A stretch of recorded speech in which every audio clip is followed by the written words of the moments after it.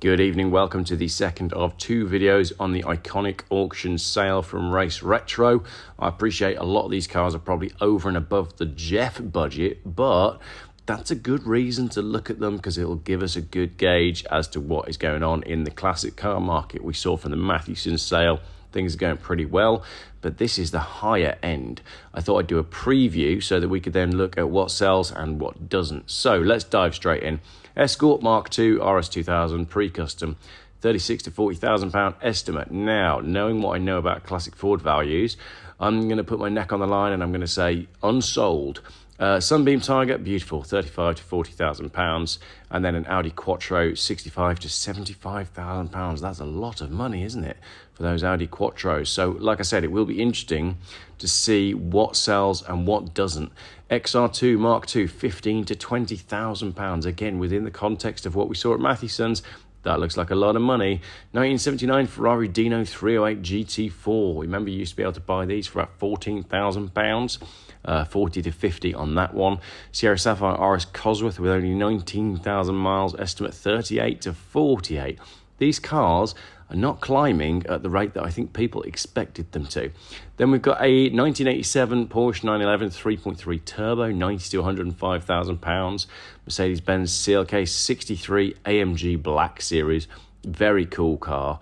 100 to 120,000 pounds on that one. Porsche Cayman GT4 718, 230 miles only on the clock, 78 to 85,000 pounds. And then you've got a Bentley GTC Supersport Ice Speed Record Edition, red wheels. It's a no from me, but 55 to 65. Then a Mini Cooper, 30 to 35. Another expensive Ford Escort Mexico, 60 to 70.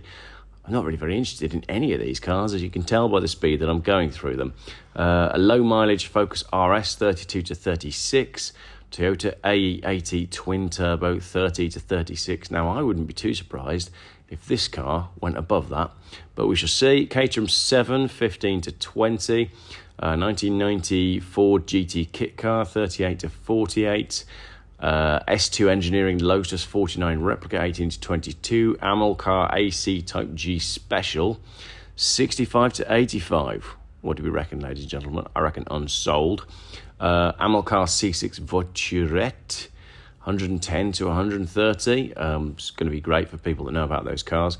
And then a Talbot Sunbeam Lotus Series 2. Again, they don't often come up for sale, 40 to 50. And then a charity lot, a Rover Mini 30 electric recharged heritage offered directly from Chris Rea. Chris Rea is driving home for Christmas if he can get his electric Mini to charge. 30 to 35,000 pounds. What do you think on that one? It will be interesting to see how that one does.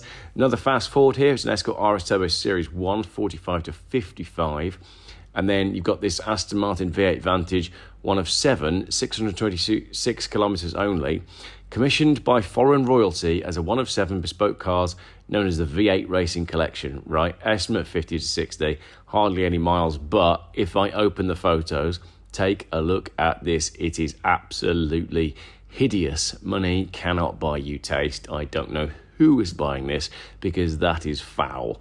1983 Vauxhall Chevette, the Vader, 60 to 70,000 pounds. Quite a lot of money to drop on a Chevette, isn't it? I'm going to go... Is it going to sell? 285 horsepower, resto mod. I just can't see it selling. RS 500, 85 to 100,000 pounds. I think they're being pretty sensible with the estimate there. There's a good chance that that could go for more. But again, that's why I'm making this video, because we shall see. Let me know in the comments, what do you think the RS 500 is going to sell for?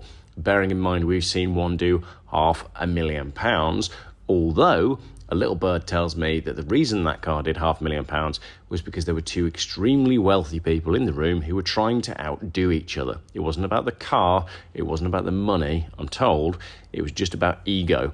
Then you got a 2014 Porsche 911 991.1 GT3, nice car, 80 to 100,000 pounds, and then a GT3 RS, 140 to 180,000 pounds, so proper money on this stuff. And then a Ford RS 200S, very cool car, and we saw some of these sell for strong money at the NEC sale, 300 to 350,000 pounds on that. And then we've got a Metro, another 6R4, 200, 240,000, and then a Mitsubishi Lancer Evo 6 Tommy Mackinnon edition, UK delivered. These are rare, 70 to 90,000 pounds for an Evo 6. So we'll see how we go on that one. Porsche 911 RS replica at 70 to 80, BMW M3 40 to 50. It's got this dot here. I'm not quite sure what that's all about, so we'll have to have a dig into that and find out, because I suspect it could go for more money than that. But yeah, it seems a strange one, that. 1964 Porsche 356 Outlaw Speedster, hand-built aluminium body, 135 horsepower, very cool. 70 to 90. I thought they were six figures, those cars. Then you got a Ford Escort Mark 1 Mexico, 57 to 64. An Alfa Romeo, 65 to 75. And then this Mercedes-Benz 280 Coupe.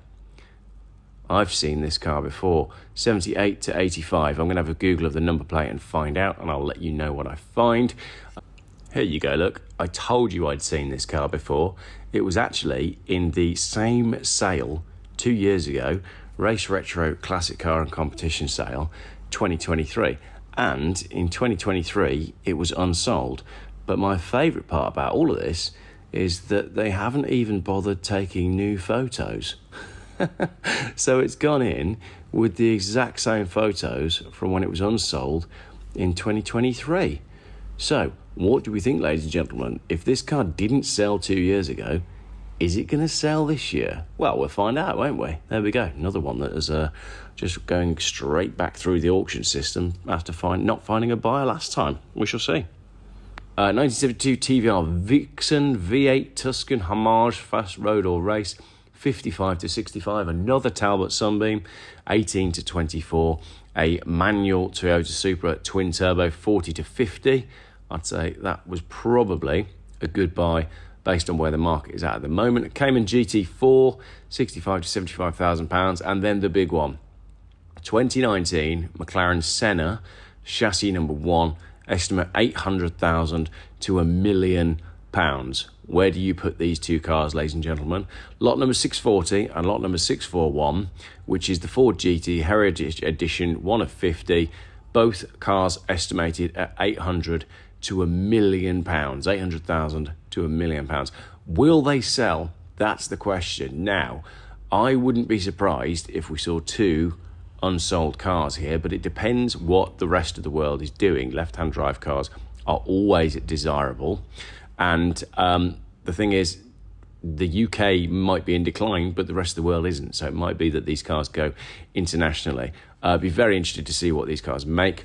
The 2017 Ultima Evolution LS7 has been withdrawn.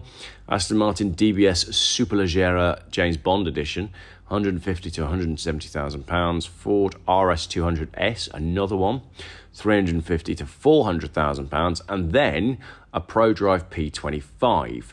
Now, there's estimate available on request. This is going to be very interesting to see what this car makes, because I think they were £500,000 when they were new. So now you can see why I've done this video, even though these aren't really Geoff cars. I want to see what sells, because it'll give us a state of the car market and indeed the economy. Bentley Arnage T Mulliner Level 2, 500 horsepower for 23,000. 2,600, depending on where it falls on the day. But there's a lot of these Bentleys coming through auction at the moment. Every auction that I've documented seems to have a Bentley. 1963 Morris Minor Coupe Swift Tune Madgwick. That's pretty cool at 50 to 60,000 pounds. A lot of money for a Mini. Alfa Romeo GT 1600 Junior, 22 to 28. Gorgeous car. Datsun 260Z at 30 to 35, and then another Mark 1 Mexico at 40 to 50. Will this car find a buyer, or will the Ford people all move on to the RS500? Fiat Dino 2-litre Spider, fantastic looking car, 65 to 75. Lotus Elan S3 Drophead Coupe, 25 to 30,000 pounds. Why is it called a drophead coupe when it's quite clearly a convertible? Jaguar SK150 3.8S fixed head coupe, 70 to 80,000 pounds. I'm going to go unsold on that one. Mercedes-Benz 190 SL at just 75 to 85,000 pounds. These cars really should be six-figure cars, but I think they're being overshadowed by the Pagoda. I think the Pagoda is such a good, usable, drivable car. People aren't really looking at the 190 SL, and the prices just seem to be fairly, languishing around this sort of 75 to 85 point, when really that should be £120,000 worth of car. 1972 Mini 1275 GT, 18 to £26,000. Looks a lovely restored car. And then this 1968 Porsche 911 Lux short wheelbase, 60 to £70,000. Another Ford Mexico, this time 35 to 40.